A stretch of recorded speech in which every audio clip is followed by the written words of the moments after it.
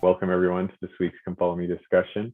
This week we're going to be talking a little bit about sections 125 to 128. I'll turn the time over to Carl. Thank you, sir. Okay, so topics for today include Follow Him favorites, Saving the Living and the Dead, Emma Smith and the Governor of Illinois, the Benevolent Relief Society, Orrin Porter Rockwell, and Symbols and Temples. So let's jump out with Follow Him favorites. Does anybody have a scripture or story that they would like to share from this week from their study? Well, I'll lead off.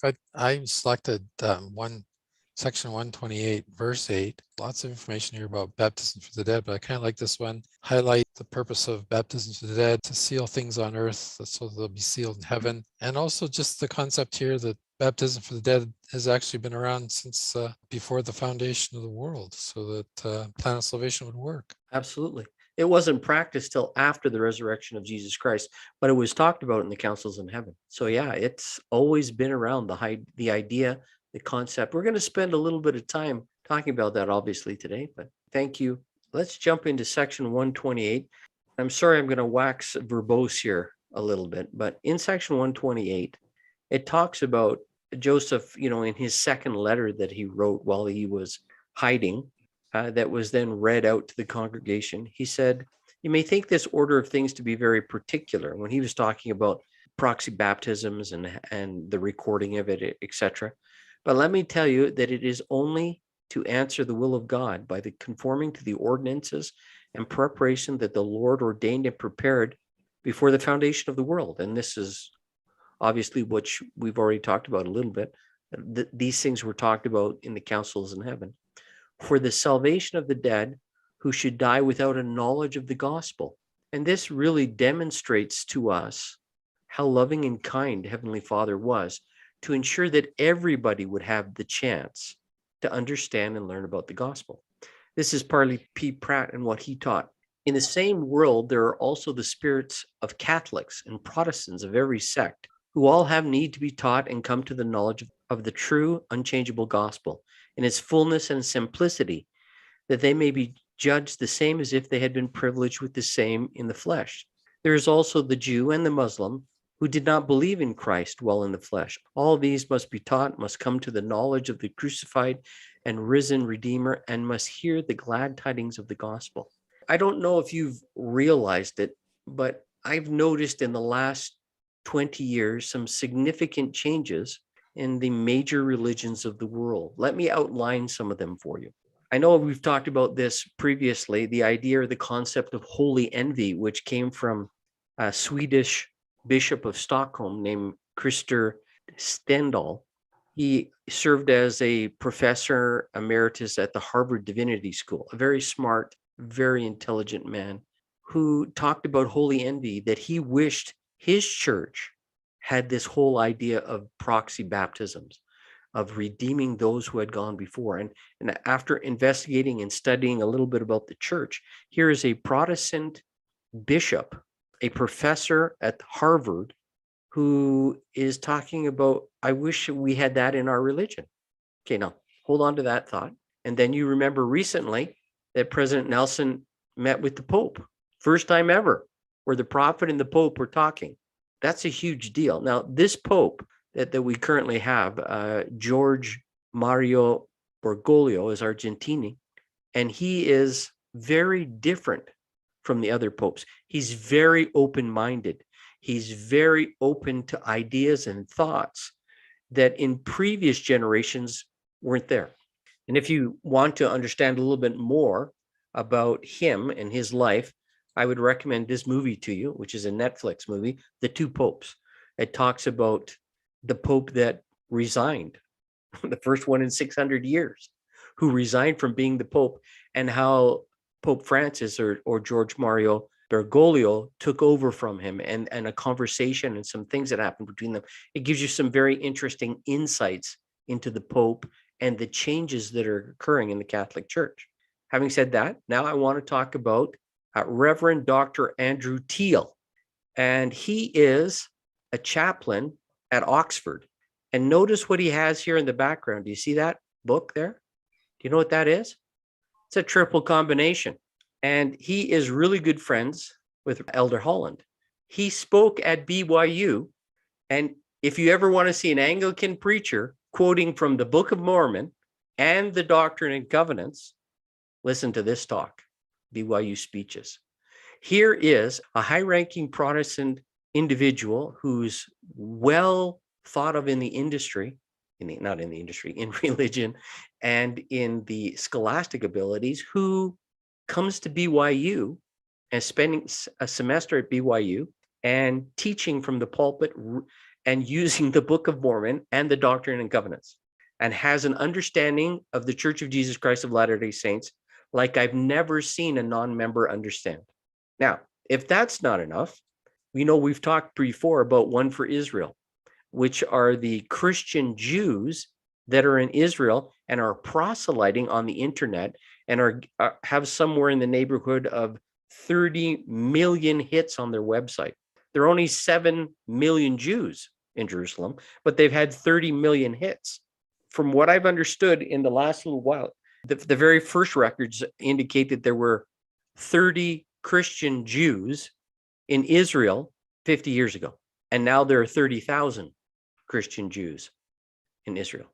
And if that's not enough, they just recently opened a proselyting mission in this organization that is Arabic evangelism. They're going after and now converting Muslims to be Christians.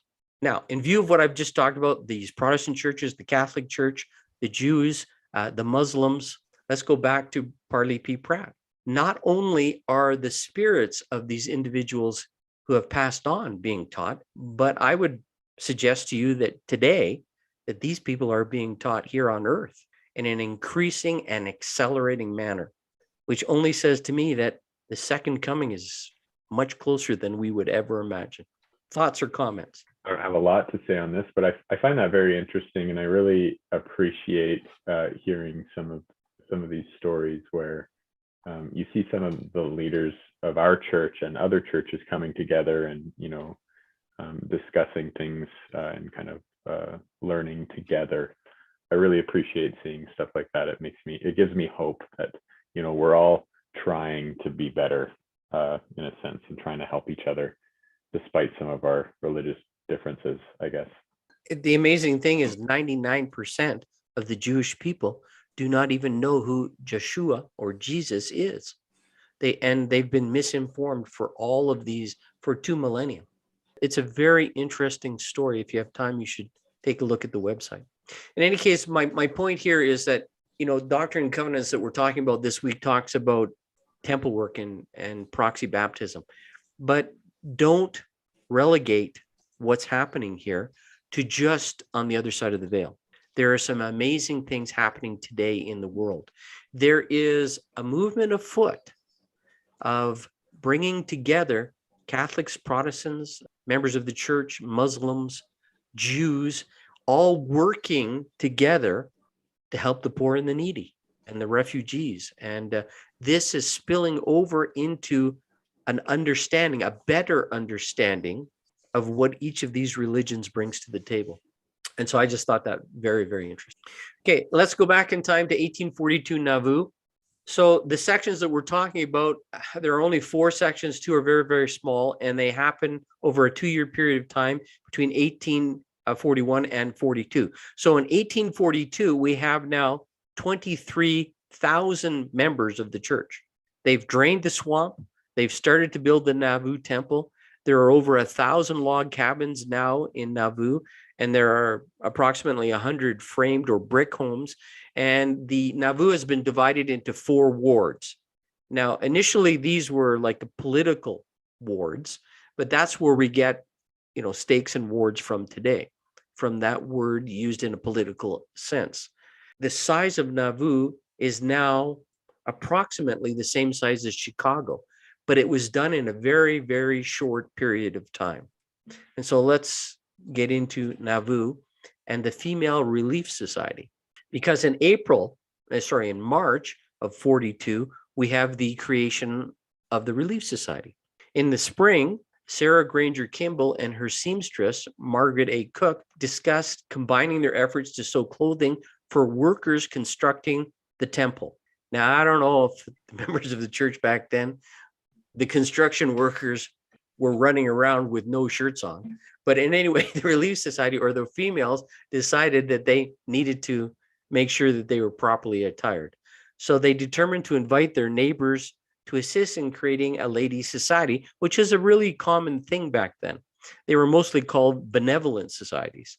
Sister Kimball asked Sister Snow to write a constitution and the bylaws for the organization and submit it to Joseph for review. After reviewing the documents, he said they're the best he'd ever seen, but he said that's not what you want. And he told them that their offering was accepted of the Lord, but he had something better for them than this particular written constitution, and he would organize them after the manner of the priesthood.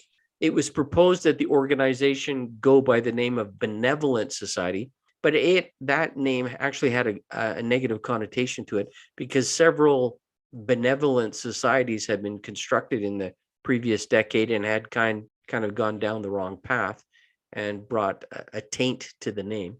Even though the initial vote was carried, Emma made a point of objection and then convinced the attendees that the term relief would be better. There were several prominent men there who were very, very big on the idea of the other name, the Benevolent Society. But Emma was very, very articulate and very well educated, which I'll show you a short video later that will explain that. And she was able to convince these prominent men that Relief Society would be a better name, for they were going to do something extraordinary, distinct from the popular benevolence institutions of the day. After the discussion, it was unanimously agreed that they would call it the Female Relief Society of Nauvoo. Now, it operated very successfully for several years, and then it was closed down for a time while they went across and then reinstituted when they arrived in Utah. Now, this is Eliza R. Snow. Does anybody know what the R stands for? She was a very fiery individual, so it's very appropriate that her name was Eliza Roxy Snow. She's the older sister of Lorenzo Snow. She was a renowned poet.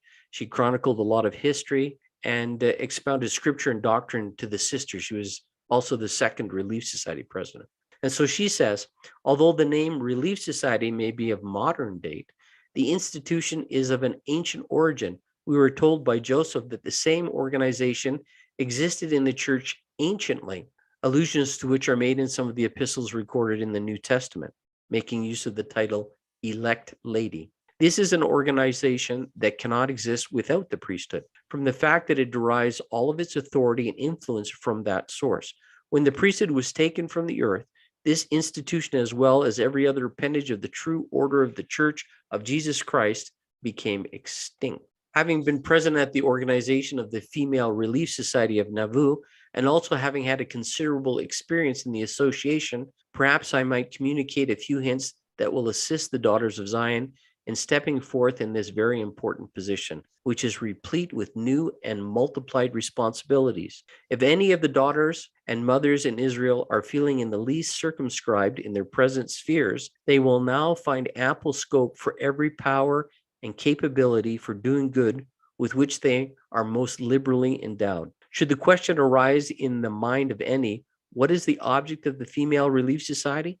I would reply, to do good, to bring into requisition every capacity we possess for doing good, not only in relieving the poor, but in saving souls. United effort will accomplish incalculably more than can be accomplished by the most effective individual energies. In administering to the poor, the Female Relief Society has other duties to perform than merely relieving bodily wants. Poverty of the mind and sickness of heart also demand attention, and many times a kind expression, a few words of counsel, or even a warm and affectionate shake of the hand will do more good and be more appreciated than a purse of gold. When the saints gather from abroad, strangers to everybody, and subject to be led astray by those who lie in wait to deceive, the Relief Society should be prompt in looking after them and introduce them in the society that will refine and elevate, and above all, strengthen them in the faith of the gospel, and in so doing may be instrumental in saving many. Joseph Smith was later quoted as saying that the church was never fully organized until the women were organized in the Relief Society. And I think everybody here would absolutely agree that it would be impossible to get done the things that we get done without the women of the church organized as they are. Okay, I want to share with you something that I found interesting on the Joseph Smith papers. One of the neat things about these journals is that it's one of the few places where Joseph's wife Emma emerges from the background, and you see her involvement with Joseph Smith's life, and you also hear her voice. We have several letters from Emma that are recorded in this journal. And she really emerges in a time of crisis that is talked about in these journals a lot. The former Missouri governor, Lilburn W. Boggs, he's shot, and everybody tries to figure out who would have done this, and a whole bunch of people say it was Joseph Smith. And so Emma, she also writes a couple of letters to the governor of Illinois and explains to him why this whole accusation against Joseph is just absolutely ridiculous and should be dropped. She even gets into constitutional law a little bit and says, in order to extradite somebody to a state, they have to have committed a crime in that state. And Joseph Smith was not in Missouri. This finally does go to court, but it's interesting to note that when the decision is rendered, he is set free for the very reasons that Emma pointed out. And you come away thinking, aha, here's why Joseph Smith married Emma Hale. She was a very capable, talented, very bright lady.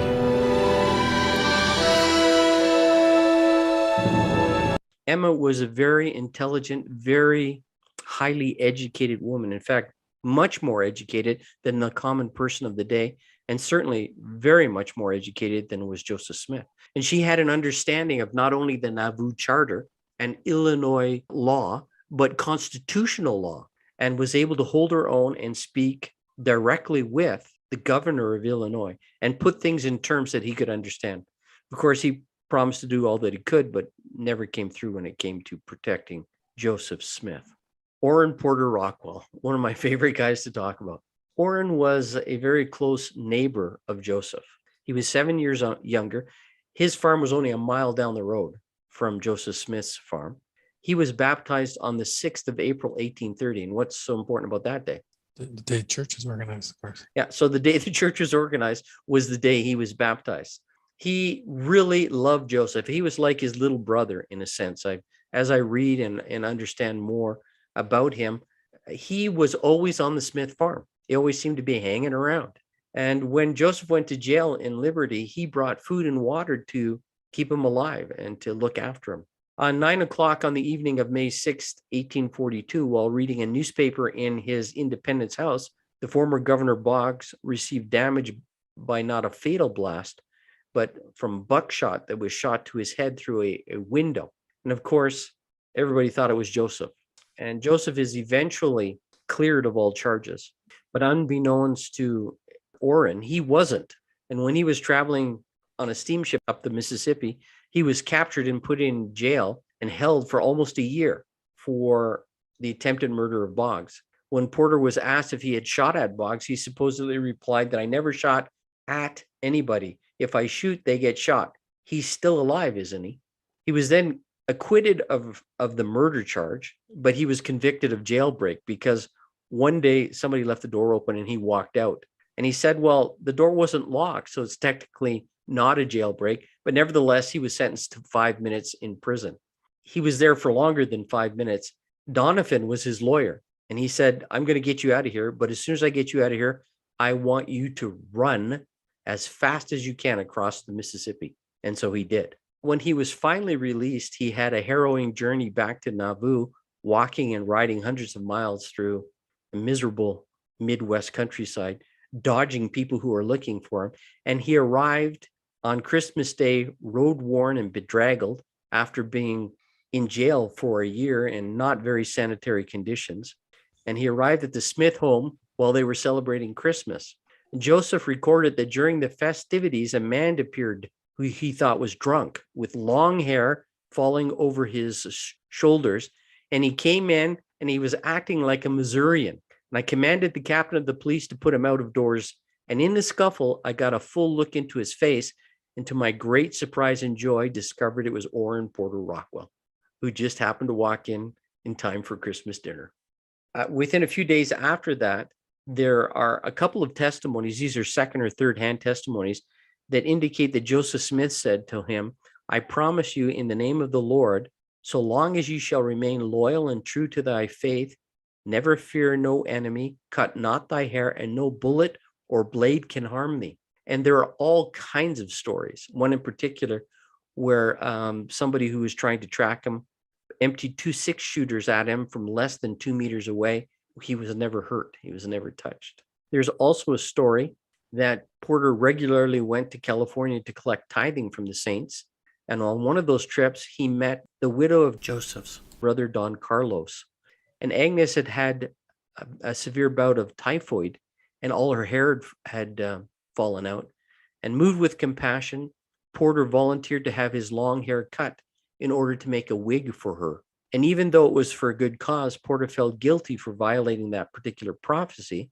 And from then on, he would blame his insurmountable weakness for whiskey and swearing on the fact that that one time he cut his hair. A fantastic Porter Rockwell kind of a story. He was supposedly a friend of Joseph and a bodyguard. What happened at Carthage? When Joseph fled across the Mississippi to escape his arrest in those final days, Porter was actually the one that rowed both Joseph and Hiram in a very leaky boat. And they were both bailing while he was rowing like crazy because they were sinking. And when the brothers discussed returning to Nauvoo and facing the inevitable arrest, Porter said that he would go with them, that his actual quote is, "As you make your bed, I will lay with you." Accordingly, when Joseph decided to give himself up to the authorities, Porter rowed the brothers back while they bailed and then accompanied them on the road to Carthage. But halfway there, Joseph stopped Porter and said, "No, you need to return to Nauvoo." And Porter didn't want to, and they had an argument in which Joseph finally said, "Porter, you need to return to Nauvoo." And that was the last time that Porter saw Joseph alive. Another question was the idea that Porter was involved in plural marriage. So after research, I found that his first wife, which he married in 1832, Luana Beebe, he divorced her in 1845, or they were divorced. I don't know who instigated it. They had 9 children. Then he married some 10 years later in 1854, Mary Ann Neff, with whom he had 8 more children, and she died in childbirth. And then he married again sometime in the 1870s with Christina Olson, and they had 4 children, but only after 8 years of marriage, then Porter died at age 65. On the 9th of June, 1878, he died peacefully in his sleep. 1,300 people attended his funeral. Very famous character. Okay, I want to talk about temples and symbolism. And because we can't really talk too much about the endowment and the symbolism there, we can, however, talk about proxy baptisms. And as you look at this font, do you see any symbolism here? No, that's a tough question. And this is kind of prep for your Old Testament, which is coming up very, very quickly. And to just prove how much of a nerd I am, I'm going to give you some symbolism that goes back to the Old Testament. Okay, I'm going to introduce you to the letter A. And no, this is not Sesame Street. But the letter A, actually from Egyptian to the early Sinai Hebrew, even the Phoenician, the Greek, and to the Roman, you can see the progress there. The original, though, all of it comes from this bull's head. The letter A, or Aleph in Hebrew, represents also a bull and this strength. And interestingly enough, what do we have here? That's a golden calf. Now you understand why, when Moses was gone for so long, that they had Aaron build a golden calf, because this calf represented symbolically, anciently, strength, power, godliness. So they wanted something to worship, so they made a calf, a bull. From an ancient perspective, the physical elements associated with the molten sea in the Israel's temple could also take a different aspect that is provocative. A couple of symbols come to mind. The symbol of the bull, 12 bulls are under the baptismal structure. The image of the sea or cup of water, the font. The bull is a well-known representation of the god El, as in Elohim. In ancient Near Eastern iconography, This comes to us in part from, it goes through, and I could go into that, but I'll skip it. So in other words, El, a god who is normally called Bull, or El is Bull. Then if you look at this bowl of water, this is the Phoenician goddess who was the wife of El, and she represented water. The sacred sea on which she stood is now called the Sea or the Lake of Galilee. She is the consort of El. And when you go further into it, you start seeing this symbol all over her representations. The letter that was originally like a zigzag, which is a symbol for water, which then becomes an M. And if you take that further, the word Mayam first appears in the creative narrative of Genesis, and the earth was formless and empty, and darkness was upon the face of the deep, and the Spirit of God hovered upon the face of the waters. This waters is this word here. The earth existed and water existed, but land and light had not yet appeared. Water is considered one of the primeval elements, and the letter M in many ancient alphabets representing water. You see that even today with Spanish, French, German, Latin, Arabic. Their word water begins with the letter M, and so that this relationship has continued. If you talk about the baptismal font in the temple, the images of both the male and female fertility were combined in a symbol of birth and rebirth, at least as it was taught and understood by the members of the church in the Nauvoo period. This image is an ancient and modern symbol of both death, birth, rebirth, and cleansing. It can also be considered a combination, a beautiful combination of power, strength, and beauty. It represents not only the gathering of the 12 tribes from both the underworld and the world of living, it could also represent the scattering of the seed, because the oxen are facing outwards, as in being scattered, and as a figure of future growth in characters drenched in images of fertility. So this idea of a basin of water on top of oxen is very, very old. It's very symbolic. Now, in my little research stint that I went down this deep rabbit hole, I found this picture of a baptismal font made in the 12th century. And look at that, it's on 12 oxen. From Bruce R. McConkie, Mormon Doctrine, in Solomon's temple, a large molten sea of brass was placed on the backs of 12 oxen, who were symbolic of the 12 tribes of Israel. The sea was used for performing baptisms for the living. There were no baptisms for the dead until after the resurrection of Christ. It must be remembered that all direct and plain references to baptism have been deleted from the Old Testament, and that the word baptize is of Greek origin. And so the equivalent word in Hebrew would be wash. In describing the molten sea in the Old Testament, records saying the sea was for the priest to wash in. This is tantamount to saying that the priest performed baptisms in it. Now that's Bruce R. McConkie's thoughts. There is another group of thoughts that suggested that this baptismal font was used for the washing of hands and feet to purify the priests who are then going to be working in the temple, much like when Joseph Smith instituted in the Kirtland temple the washing and the anointings. In any case, what I wanted to show you here was the deep symbolism that exists in proxy baptism. And this is not just a random helter-skelter idea that Joseph Smith dreamed up, but it goes back anciently and has some really deep symbolic significance of both Elohim and his spouse. It does remind me, and it is in section, I think 128, where it talks about how the level of the water needs to be below the surface of the earth.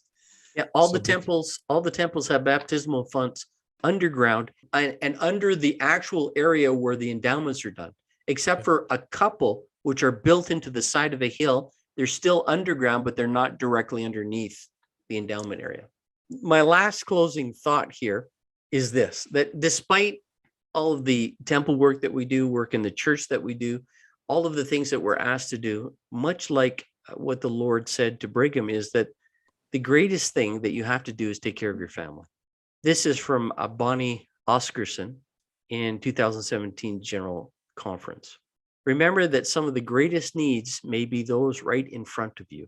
Begin your service in your own homes and within your own families. These are the relationships that can be eternal, even if, and maybe especially if, Your family situation is less than perfect. You can find ways to serve, lift, and strengthen. Begin where you are, love them as they are, and prepare for the family that you want to have in the future. And so that's really my testimony to you, is that the Lord wants us to take care of our families and to teach them and to train them. At the same time, he also wants us to move forward the kingdom, both on this side of the veil and the other side. And as I indicated on my Sunday video that we produced, if we do our temple work, they will most certainly assist us in whatever needs that we have on this side of the veil. I know for sure they're going to help you do your family history, but I think that they will do everything in their power to help you in whatever way they can.